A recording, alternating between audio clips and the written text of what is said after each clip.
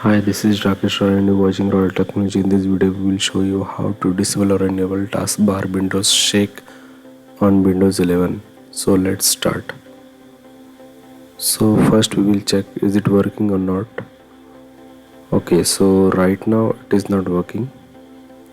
It should close all the background windows. So for that we will click on a start menu, open settings. Now click on system, scroll down, open multitasking, scroll down.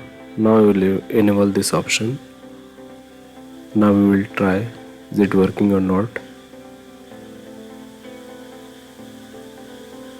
Okay, so it is working. So as per your requirement you can enable or disable this option.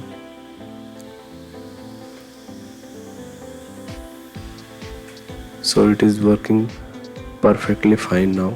I can enable and disable anytime. So thanks for watching.